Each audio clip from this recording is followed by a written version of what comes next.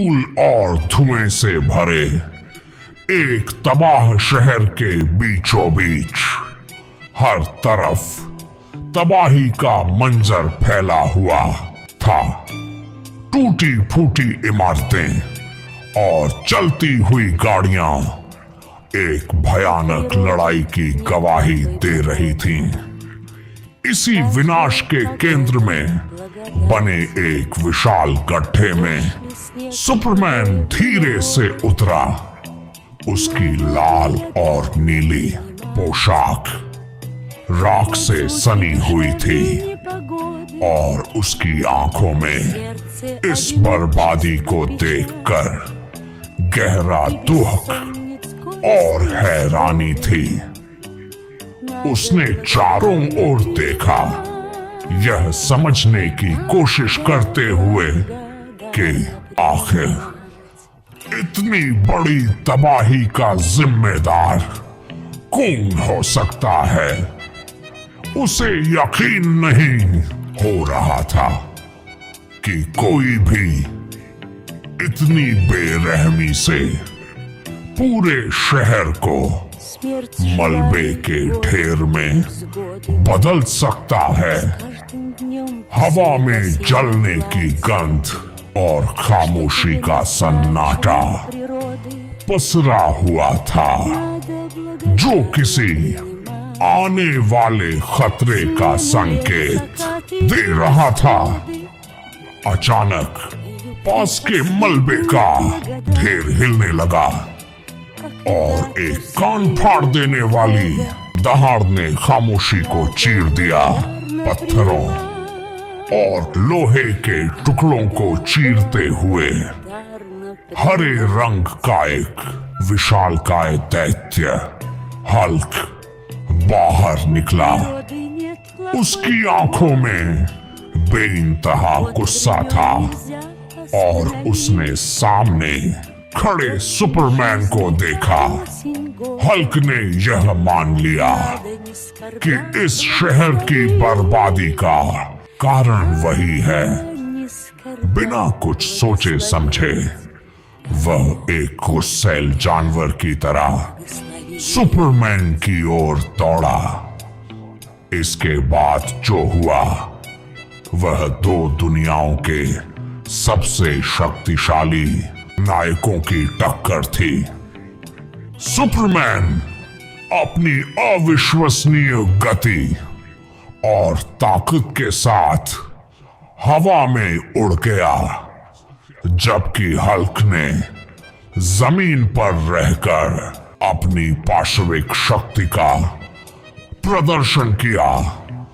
Superman की heat vision Hulk की मोटी त्वचा से टकराई, लेकिन उसका असर कुछ पल के लिए ही रहा।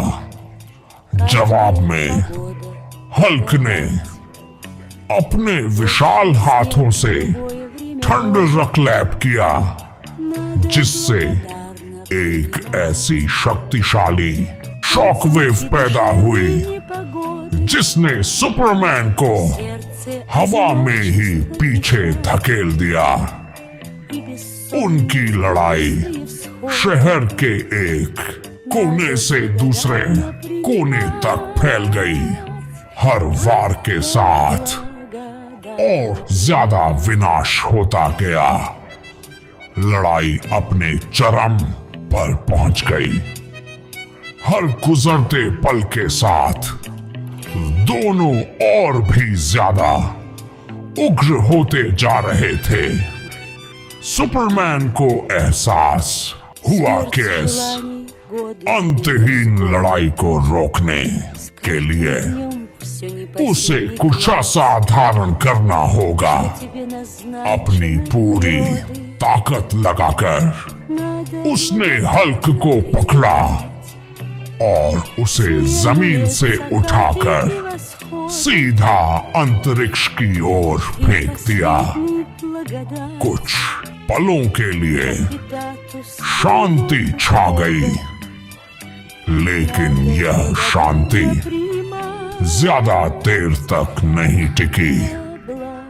हल्क गुस्से से जलता हुआ एक चलते हुए उल्का पिंड की तरह पृथ्वी के वायुमंडल में वापस आया। वह जमीन से इतनी जोर से टकराया कि एक जबरदस्त भूकंप जैसा झटका महसूस हुआ और चारों ओर धूल का एक विशाल बादल छा गया।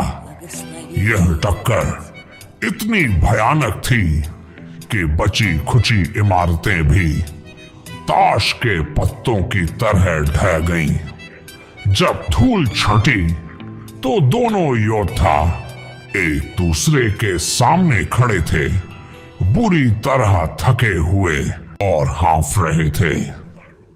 उनके कपड़े फटे हुए थे और शरीर पर कई चोटें थीं, लेकिन उनकी आंखों में अब गुस्सा नहीं बल्कि एक दूसरे के लिए सम्मान था।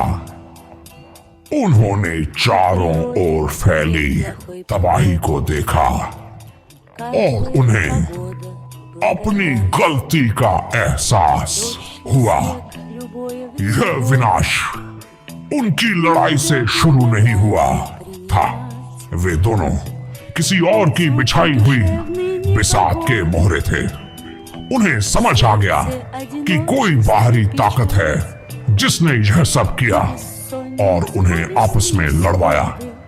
एक दूसरे की ओर देखे बिना उन्होंने एक साथ आसमान की ओर देखा, जहां असली खतरा इंतजार कर रहा था। अब वे दुश्मन नहीं बल्कि सहयोगी थे, जो उस अनदेखे दुश्मन का सामना करने और दुनिया को बचाने के लिए एक साथ खड़े थे।